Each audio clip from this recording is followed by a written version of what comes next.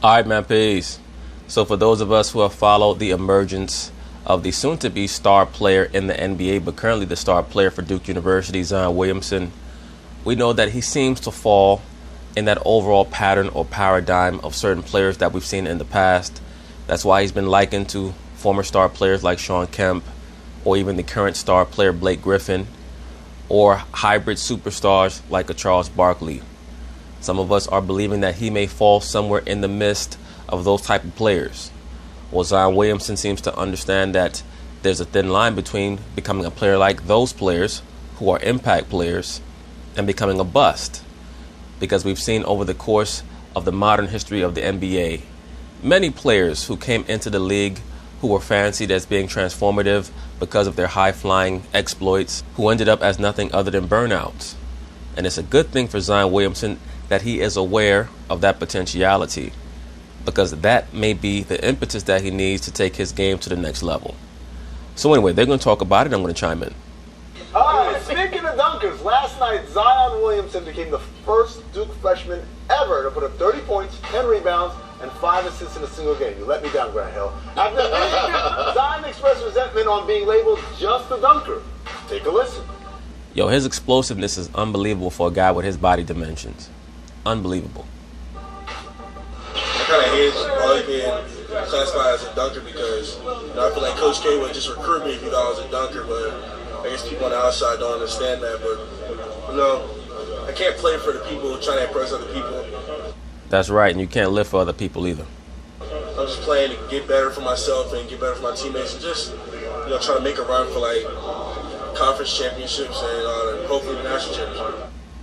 All right, so future jump analyst Vince Carter, perhaps the greatest dunker of all time, told ESPN's Myron Metcalf on Zion. They keep talking about Vince Carter being a future jump analyst. There's nothing against Vince Carter, but every time I've seen him on television as an analyst, he has not impressed me at all. He does not elocute or articulate his words particularly well.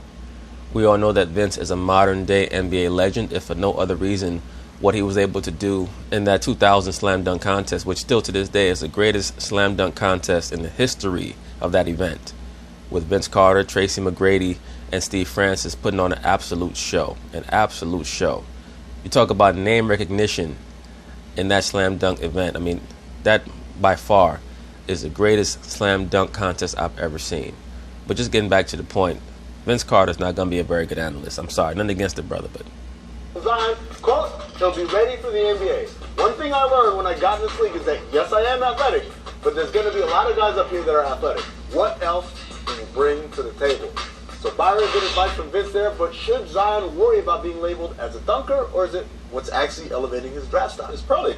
Let me say this very quickly before Byron Scott answers.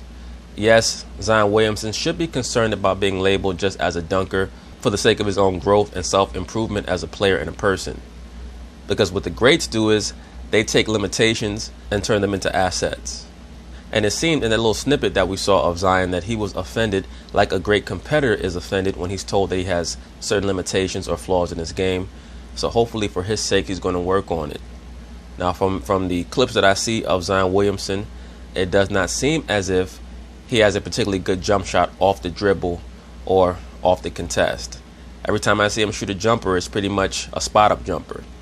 And I have not watched many Duke games, so maybe I'm wrong about that. Maybe one of you brothers who have watched Duke consistently can correct me and say, no, he's able to pull up off the dribble, whether he's being contested or not, who knows. But that's something that he definitely needs to work on. And his jump shooting form, I see that his elbows flare out a little bit, especially his right elbow. He might want to get that a little bit more compact. I think that he's going to have to get that compact if he plans on improving his jump shooting off the dribble. But we'll find out. Of course, he has a lot to work with, and it's not like he's not talented, so we'll see. Probably elevating his draft stock. He should not worry about that one bit. And if anybody really seen this kid play, he has the whole package. You know, I watched the game against Wake Forest last night, where he had the 30 and 10 and 5. This guy's a facilitator. When he rebounds the ball off the rim, he can start a fast break. He was knocking down threes, and he can get to the basket, left-handed or right-handed. And when he gets there, obviously we know he can finish, and when he doesn't finish, he can dish it. So he's a complete basketball player. So don't let those people, don't even listen to that stuff. Like he said, keep playing your game. I like what he said because it showed he was focused. But guess what, Zion, I'm going to let you finish, but you are a dunker. You are a dunker. Let's be real here. That's why people want you. That's what you do in transition. But I do understand where he's coming from. He's trying to remain focused. You're hearing all the right things from Zion Williamson. I also think he's a capable player, you know, to expand in the NBA with his skill set. 3 for 4 from 3 yesterday, part of his 30 points. Obviously, you get the highlights that are dunking, but this is a guy that clearly is committed to making his game as best. Wow. Yo, Vince Carter, man. That dude used to rise to the top floor. Damn. As best as possible, putting himself in the best position to be number 1 drafted. This is my thing. Shaquille O'Neal, he's a dunker. Yeah. Amari Stoudemire, he's a dunker. Yeah. Dwight Howard, he's a dunker. Right, but you know what? I mean, Hassan, you know better than that, bro. The NBA game has changed so much just since those players were playing. I mean, Amari was still in the league into the 2010s, but the league is so different now. Shaquille O'Neal would have to make an adjustment to play today. A lot of those players would have to adjust their game a bit. So Zion has to have a perimeter game. From those clips that we saw, like I was saying, he seems to be a decent spot-up jump shooter. And we know the NBA today, for the most part, offensively is a face-up game. So we'll see if he's able to add certain moves to his repertoire to try to expand what he brings to the table. But he is going to have to work on his game.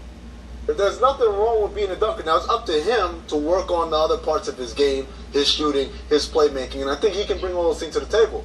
But when you come down the lane, people are like, ooh, he's a really good passer. Wait a second, guys. No, they're ready with their camera. No, I'm talking about the defenders. Defenders aren't worried about the floater. Defenders going to get out the way. Exactly. That's what they're going to do because he's a dunker. Don't jump, young blood. Don't jump, young blood. All right, here's what... But anyway, we'll see what happens with Mr. Zion Williamson and what the future holds for him. So peace.